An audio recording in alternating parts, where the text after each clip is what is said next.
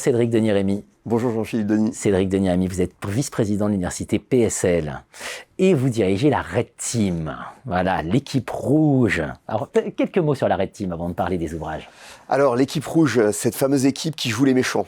Voilà, c'est le principe dans le Red Teaming, il y a une équipe bleue et une équipe rouge. Les bleus sont les gentils et on teste par cette technique d'adversité, donc les rouges, des tentatives de pénétration, de mise en difficulté de cette équipe bleue. C'est ça, le rôle de cette équipe d'auteurs, de designers, de scénaristes de science-fiction, c'est jouer les méchants. Ils n'ont qu'une mission, empêcher les militaires de dormir. C'est en lien avec le ministère des Armées. Hein. Absolument. Premier ouvrage, Ces guerres qui nous attendent 2030-2060, édition des Équateurs, un ouvrage qui fait un carton, plus de 30 000 exemplaires vendus, des droits qui sont reversés aux blessés de l'armée.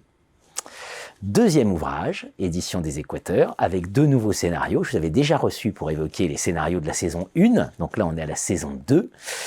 Et donc les guerres qui nous attendent seront d'abord des guerres écologiques et biologiques. Écologiques. Alors merci beaucoup Jean-Philippe, Denis. Donc 2 nouveaux scénarios, vous l'avez dit. Un scénario qui traite d'une guerre écosystémique. Et un deuxième scénario sur l'énergie. Ce premier scénario, guerre écosystémique, il vient traiter une difficulté que l'on a souvent au niveau des armées, c'est quelque chose de l'impensé de la guerre, puisque vous le savez, il existe des traités contre les armes biologiques. Il y a eu 2 grands traités, mais évidemment c'est un impensé, et ça les auteurs ils s'en sont tout de suite saisis. Et donc l'idée c'est quoi? C'est cette weaponisation du vivant, c'est-à-dire utiliser des dispositifs biologiques, et notamment au travers des imprimantes à ADN, de modifier le vivant pour s'en servir comme une arme. Ça fait penser aux guerres bactériologiques aussi, et 2020 n'est pas si loin, et ça évoque quand même une actualité très forte. Par ailleurs, donc, énergie, voilà, le problème de l'énergie, le scénario de l'énergie, quand l'énergie devient l'objet même de la guerre, et participe de la guerre. Alors absolument, une arme de guerre. Deuxième scénario qui est à la fois pour certains simplement une prospective. Alors c'est toujours difficile de ne pas spoiler, mais l'idée c'est que dans les années, fin des années 2035, des méga-feux vont avoir un impact en créant ce qu'ils appellent dans le scénario après la nuit carbonique, c'est-à-dire que le ciel devient sombre, que la vie s'éteint à certains endroits parce qu'on est plongé dans l'obscurité pendant une durée assez longue.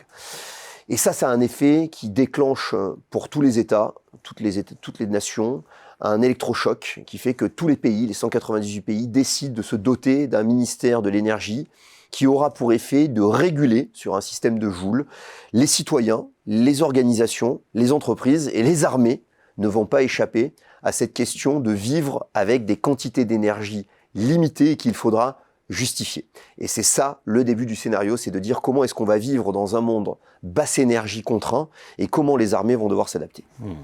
Alors, vous me voyez venir, parce que là j'ai envie de dire sobriété énergétique, on est en plein dedans. Donc si je résume, guerre bactériologique, écosystémique, enfin voilà, on met ce qu'on veut derrière.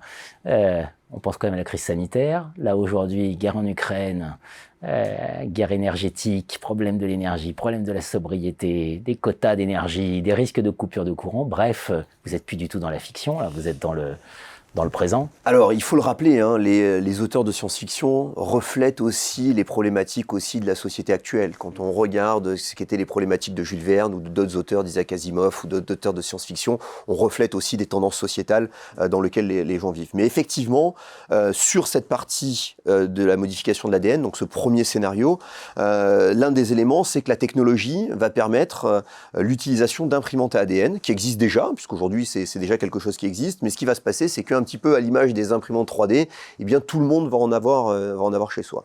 Et donc on va pouvoir modifier le vivant, modifier les insectes, modifier les plantes, et bien évidemment on va perdre un peu le contrôle là-dessus sur cet environnement. Alors qu'est-ce qui va être intéressant du côté du ministère des Armées?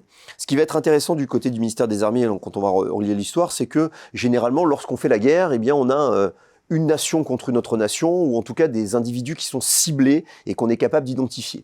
Là, dans ce cadre-là, eh bien, c'est la nature qui va se retourner contre l'homme. Et donc, est-ce qu'il va falloir faire la guerre contre cette nature? La question est même posée de manière un peu humoristique en disant, faut-il sauver les sapins de Noël là-dessus en détruisant les forêts?